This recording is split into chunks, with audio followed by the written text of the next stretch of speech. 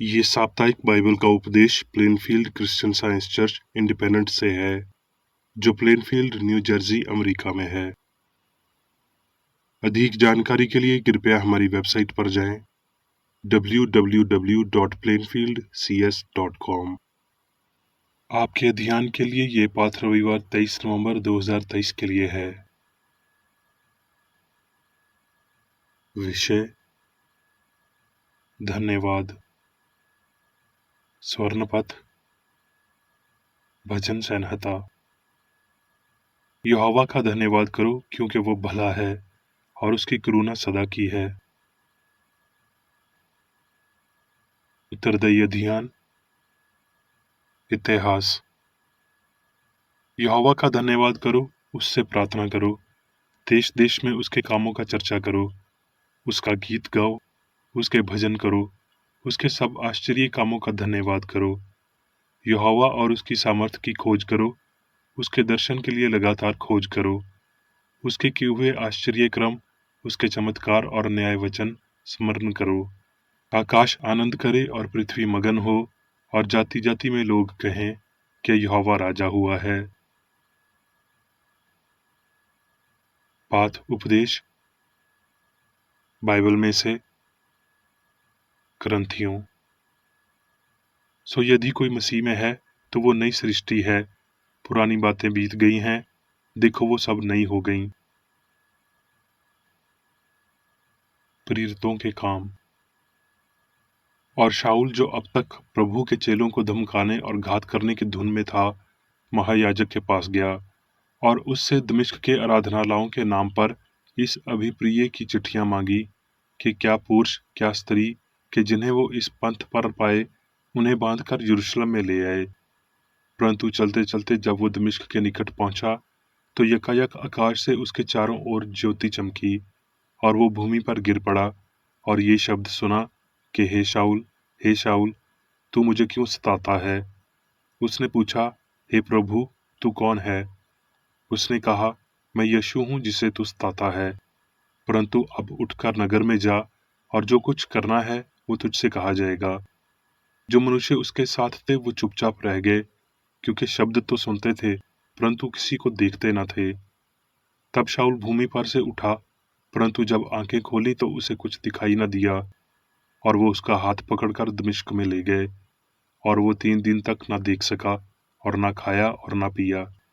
दमिश्क में हनन्याह नाम एक चेला था। उससे प्रभु ने दर्शन में कहा, हे हनन्याह। उसने कहा, हाँ प्रभु। तब प्रभु ने उससे कहा, उठकर उस गली में जा जो सीधी कहलाती है, और यहूदा के घर में शाऊल नाम एक तरसीसी को पूछ ले, क्योंकि देख वो प्रार्थना कर रहा है। और उसने हनन्याह नाम एक पुरुष को भीतर आते और अपने ऊपर हाथ रखते देखा, ताकि फिर से दृष्टि पाए। हनन्याह ने उत्तर दिया कि हे प्रभु, मैंने इस मनुष्य के विषय में बहुतों से सुना है कि इसने यरूशलेम में तेरे पवित्र लोगों के साथ बड़ी बड़ी बुराइयां की हैं, और यहाँ भी इसको महायाजकों की ओर से अधिकार मिला है कि जो लोग तेरा नाम लेते हैं उन सबको बांध ले। परंतु प्रभु ने उससे कहा कि तू चला जा, क्योंकि ये अन्य जातियों और राजाओं और इसराइल के सामने मेरा नाम प्रगट करने के लिए मेरा चुना हुआ पात्र है। तब हनन्याह उठकर उस घर में गया और उस पर अपना हाथ रखकर कहा, हे भाई शाऊल, प्रभु अर्थात यीशु, जो उस रास्ते में जिससे तू आया तुझे दिखाई दिया था, उसी ने मुझे भेजा है कि तू फिर दृष्टि पाए और पवित्र आत्मा से परिपूर्ण हो जाए। और तुरंत उसकी आंखों से चिलके से गिरे और वो देखने लगा, और उठकर बपतिस्मा लिया, फिर भोजन करके बल पाया, और वो तुरंत आराधनालयों में यीशु का प्रचार करने लगा कि वो परमेश्वर का पुत्र है। और सब सुनने वाले चकित होकर कहने लगे, क्या ये वही व्यक्ति नहीं जो यरूशलेम में उन्हें जो इस नाम को लेते थे नाश करता था, और यहाँ भी इसीलिए आया था कि उन्हें बांधकर महायाजकों के पास ले आए? परंतु शाऊल और भी सामर्थी हो गया था, और इस बात का प्रमाण दे देकर कि मसीह यही है, दमिश्क के रहने वाले यहूदियों का मुंह बंद करता रहा। कुलसियों।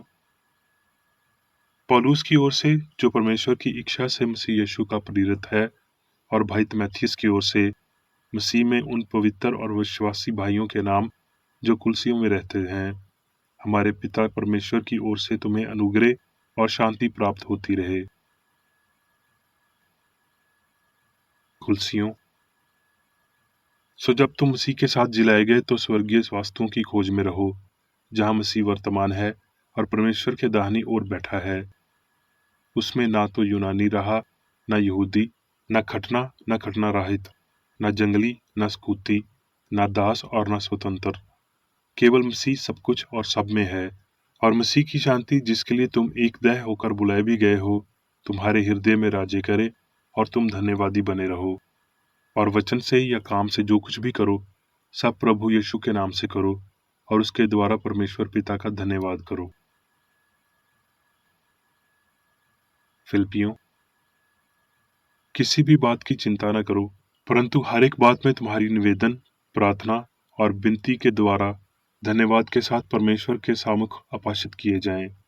तब परमेश्वर की शांति, जो समझ से बिल्कुल परे है, तुम्हारे हृदय और तुम्हारे विचारों को मसीह यीशु में सुरक्षित रखेगा। रोमियो, क्योंकि उसकी ओर से और उसी के द्वारा और उसी के लिए सब कुछ है, उसकी महिमा युगानुयुग होती रहे। आमीन। अब मैं मेरी बेकर रेड्डी द्वारा क्रिश्चियन साइंस की किताब विज्ञान और स्वस्थ शास्त्रों की कुंजी के साथ के साहस संबंधी अंश पढ़ूंगा। विज्ञान और स्वस्थ। हमें सच्चे दिल से कभी निराश होने की जरूरत नहीं है, लेकिन उन लोगों के लिए बहुत कम आशा है जो कभी कभार ही अपनी दुष्टता का सामना करते हैं और फिर उसे छुपाने की कोशिश करते हैं। उनकी प्रार्थनाएं अनुकर मानकाएं हैं जो उनके चरित्र से मेल नहीं खाती। वो पाप के साथ गुप्त संगति रखते हैं और ऐसे बाह्य कार्यों के बारे में यीशु ने कहा कि सफेदी फिरी खबरों की मानद हैं, सभी अशुद्धता से भरी हुई।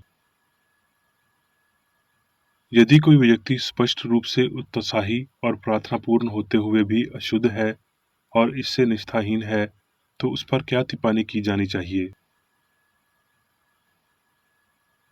पौलुस पहले यीशु का शिष्य नहीं था, बल्कि यीशु के अनुयायियों को सताने वाला था। जब सत्य पहली बार उसे विज्ञान में दिखाई दिया, तो पौलुस को अंधा बना दिया गया और उसका अंधापन महसूस किया गया। लेकिन आध्यात्मिक प्रकाश ने जल्द ही यीशु के उदाहरण और शिक्षाओं का पालन करने, बीमारों को ठीक करने और पूरे एशिया माइनर, ग्रीस और यहाँ तक कि शाही रोम में मसीही धर्म का प्रचार करने में सक्षम बनाया। पौलुस लिखता है, और यदि मसीह सच्चाई जी नहीं उठा, तो हमारा प्रचार करना भी व्यर्थ है और तुम्हारा विश्वास भी व्यर्थ है। अर्थात यदि आत्मा की सर्वोच्चता का विचार, जो अस्तित्व की सच्ची अवधारणा है, आपके मन में नहीं आता, तो मैं जो कहता हूँ उससे आप लाभवंत नहीं हो सकते। सच्चे इरादों के साथ काम करने और प्रार्थना करने से आपका पिता आपके लिए रास्ता खोलेगा। किसने तुमको रोक दिया कि सत्य को ना मानो? तरसीस के शाऊल ने मसीह मार्गीय या सत्य को देखा केवल तभी जब उसके अधिकार की निश्चित भावना एक आध्यात्मिक अर्थ के लिए झुकी जो हमेशा सही होती है। फिर वो आदमी बदल गया। विचार ने एक महान दृष्टिकोण ग्रहण किया और उसका जीवन अधिक आध्यात्मिक हो गया। जिन मसीहियों का धर्म वो नहीं समझते थे, उन्हें सताने में उन्होंने जो गलत काम किया है उसे वो समझ गया और नम्रता से उसे पौलुस का नया नाम मिला। उसने पहली बार प्रेम के सच्चे विचार को देखा और दिव्य विज्ञान का पाठ सीखा। सुधार ये समझने से होता है कि बुराई में कोई खुशी नहीं है और विज्ञान के अनुसार अच्छे के लिए स्नेह प्राप्त करने से भी, जो अमर तथ्य को उजागर करता है कि ना तो खुशी और ना ही दर्द, भूख और ना ही जुनून पदार्थ में मौजूद हो सकता है, जबकि दिव्यमान आनंद और पीड़ा या भय और मानव मन के सभी पापी भूखों की झूठी मान्यताओं को नष्ट कर सकता है। क्या हम वास्तव में पहले से ही प्राप्त अच्छाई के लिए आभारी हैं? फिर हम अपने आप को प्राप्त आशीर्वादों का लाभ देंगे और इस तरह अधिक प्राप्त करने के लिए फिट होंगे। कृतज्ञता धन्यवाद की हम मौखिक अभिव्यक्ति की तुलना में बहुत अधिक है। काम भाषण की तुलना में अधिक आभार व्यक्त कराता है। संत पौलुस ने लिखा, हर एक रोकने वाली वास्तु और उलझाने वाले पाप को दूर करके वो दौड़ जिसमें हमें दौड़ना है, धीरज से दौड़ें। अर्थात आए हम भौतिक स्व और इंद्रियों को एक तरफ रख दें और सभी उपचारों के दिव्य सिद्धांत और विज्ञान की तलाश करें। यदि सत्य एक दैनिक चलने और वार्तालाप में त्रुटि पर काबू पा रहा है, तो आप अनंतता कह सकते हैं, मैं अच्छी कुश्ती लड़ चुका हूँ, मैंने विश्वास की रखवाली की है, क्योंकि आप एक बेहतर इंसान हैं।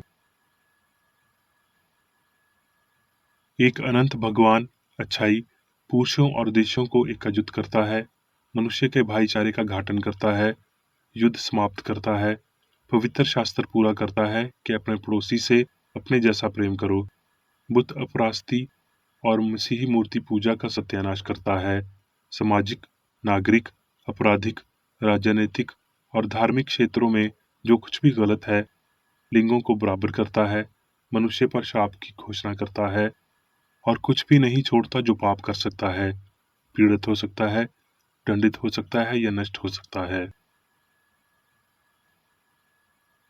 लाखों जयमन सत्य के लिए सरल साधक, थके हुए भटकने वाले, रेगिस्तान में प्यासे, आराम करने वाले और पीने के लिए इंतजार कर रहे हैं। उन्हें मसीह के नाम पर एक कप ठंडा पानी दें और उसके परिणामों से कभी न डरें। आपके द्वारा प्रदान किए गए आशीर्वाद के लिए तैयार लोग धन्यवाद देंगे। पानी को शांत किया जाएगा और मसीह लहर की कमान करेगा। परमेश्वर की जय हो और संघर्षशील दिलों को शांति मिले।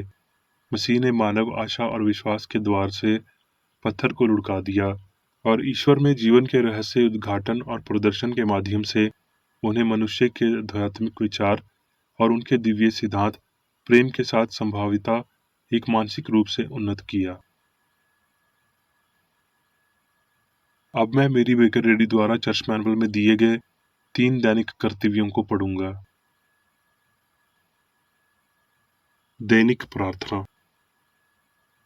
प्रत्येक दिन प्रार्थना करने के लिए इस चर्च के प्रत्येक सदस्य का कर्तव्य होगा, तुम्हारा राज्य आए, ईश्वरीय सत्य, जीवन और प्रेम के शासन को मुझ में स्थापित कर और मुझ पर शासन कर, और तेरा वचन सभी मनुष्यों के स्नेह को समृद्ध कर सकता है और उन पर शासन कर। आदेशों और कर्तव्यों के लिए एक नियम। ना तो दुश्मनी और ना व्यक्तिगत लगाओ, मदर चर्च के सदस्यों के आदेशों और कर्तव्यों पर लागू करना चाहिए। विज्ञान में दिव्य प्रेम ही मनुष्य को नियंत्रित करता है और एक क्रिश्चियन विज्ञानी प्यार की मीठी सुविधाओं को दर्शाता है। प्यार में डांटने पर, सच्चा भाईचारा, परोपकार और क्षमा में। इस चर्च के सदस्यों को प्रतिदिन ध्यान रखना चाहिए और सभी बुराई दूर करने, भविष्यवाणी, न्याय करने, निंदा करने, परामर्श देने, प्रभावित करने या गलत तरीके से प्रभावित होने से बचने के लिए प्रार्थना करनी चाहिए। कर्तव्य के प्रति सतर्कता। इस चर्च के प्रत्येक सदस्य का यह कर्तव्य होगा कि वो प्रतिदिन आक्रामक मानसिक सुझाव से बचाव करे और भूलकर भी ईश्वर, नेता और मानव जाति के प्रति अपने कर्तव्य की उपेक्षा नहीं करनी चाहिए। उनके कामों से उन्हें आंका जाएगा और वो उचित या निंदनीय होगा।